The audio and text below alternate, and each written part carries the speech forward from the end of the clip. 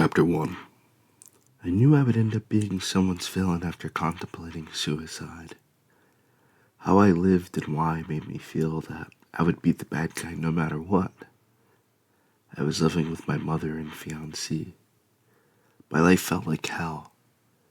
One day, after months of dealing with my mother's heightened criticism and abuse, I decided to kill myself. I felt my purpose was in raising my son, but she thought I did nothing of value.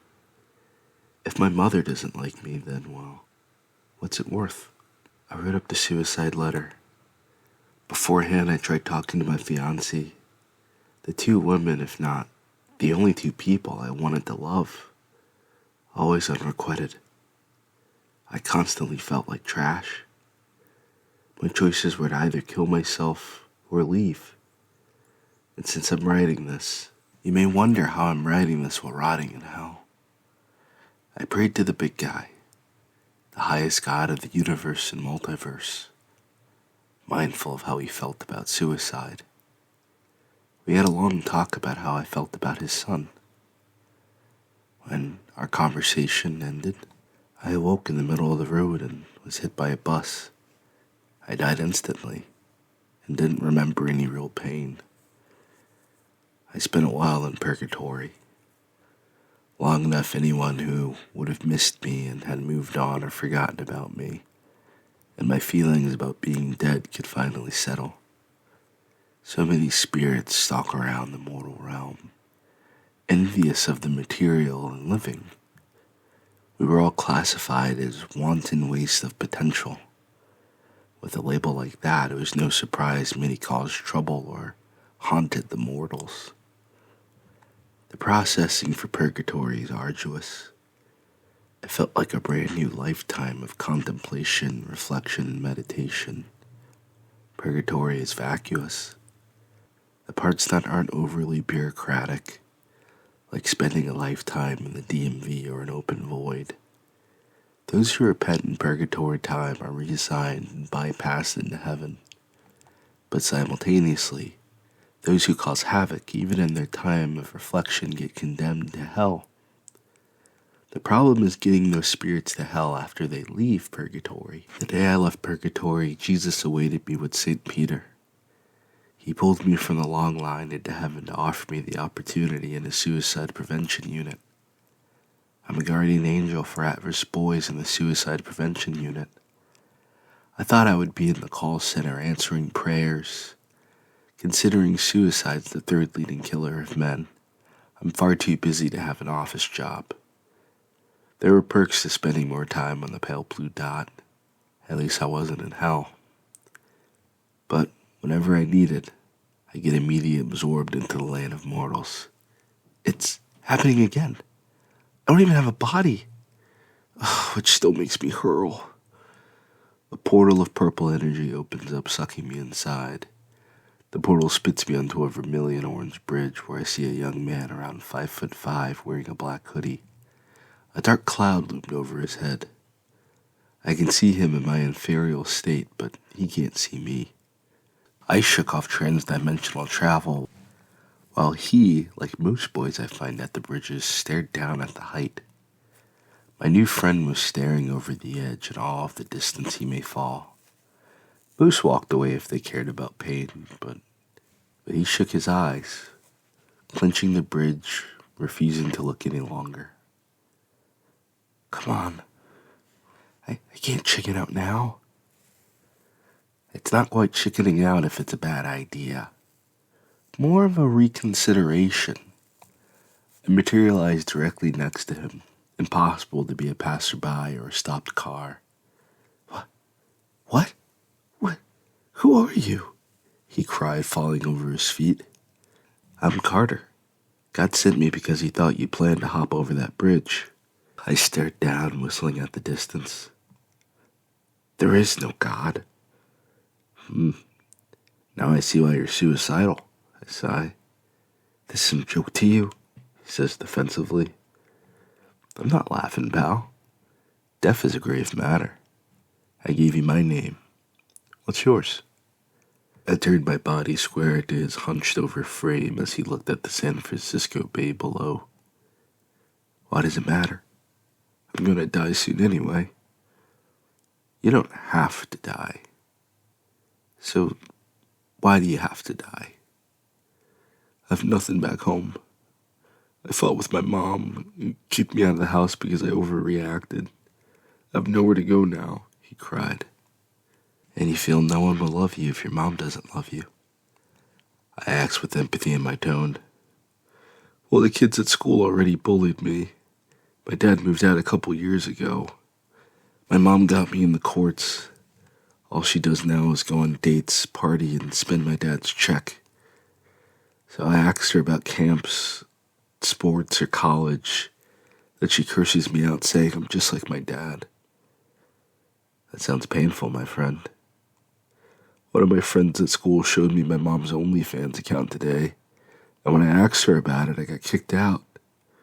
She said I could leave if I didn't like how she made her money. So I left. I feel your pain. I truly do. But I can't imagine how you feel. I feel like a piece of shit. I'm only a freshman and every guy at school has seen my mom naked doing all types of things on camera. They even try to sleep with her for money. I want to die, man. I can't ever go back to school or be at home. Well, do you want to die? Or do you want a different life? He wiped his tears away, pondering my question for a few seconds before opening his mouth, as though it had never been an option. I guess I want it all to be different, he sniffles. Where's Dad? He moved to Oakland in some gated community. It sounds weird you don't get to see him. I mean, you're only in San Francisco. My mom doesn't let him visit. She told the court she only wanted the money. She put a restraining order against him because he spanked me. I haven't seen him since he left. Would you rather live with your dad? His tears dried as he gave a short, decisive nod. His chest rose and fell with anticipation as he watched me mull over how I would pull this off. As a guardian angel, I only had enough money to buy the kid dinner. Or an ice cream cone if there were too many cases in one day. It's nice to enjoy real food again, even if it's only the taste. Hopefully Christ will understand my getting away from training to solve this case. Of course, the best things in life didn't require any money, and they only took an effort to achieve anything beneficial. I can take you to your dad, I convinced myself, despite never being the best at flying. What? Really? He cheered. Do you think it'll be different living with him? All my mom does anymore is hurt my feelings or argue with me over anything. She treats me like she treated my dad. I wanted to leave Carter. I have to leave. Let's go to Oakland. And that would be, help me out, buddy. Where is Oakland? That northwestish? Alright, I'm not a good flyer, and I'm from heaven, nowhere like California, so you'll have to give me directions. It's literally across the bridge. Wow, he's been that close all this time? I know, he sulked. I spread my wings, hovering above the ground. I held out a hand, hoping the kid would come. He takes another look over the bridge. He pries his hands off the railing, tiptoeing closer to me. Please don't drop me, Carter. What's your name, kid? Pablo. Pablo Rivera. He grabs my hand. A strong name for a powerful boy. I don't feel strong. You had to be strong for so long. Now you're exhausted. The weight of your cross has drained you. It doesn't take away from how long you've been carrying that yoke. It's good you finally dropped the cross, because it wasn't yours to carry. Whoa. It's the truth, I assured. We had flown over the bridge. I began looking down at the lit cities and dead zones. It felt like most of California were hills, woods, and forests with pockets of people gathered about or living independently. It didn't help I was nearsighted, struggling to tell the different areas apart. It looked like the same, divided by pride, perspective, and delusion. I couldn't tell Oakland was distinctly different from its surrounding area if you paid me from this far away. It didn't matter. All I wanted was for the boy to avoid my fate. If I could manage that, then I could be joyful. To know he would be good with his pops was enough for me. There! That's his apartment complex, Pablo screams. Great. Complex. How will you know which apartment with all these units? I felt my wings pulling from the air friction as I lowered from the high altitude. I tugged against the air like a second pair of arms in a moving car, as we began coasting for the ground in a free-fall state to save me from the strain. Are we crashing? Are we crashing? Pablo panicked while squeezing me tighter. Basically, I smirked, remembering my lessons from Guardian Angel trading.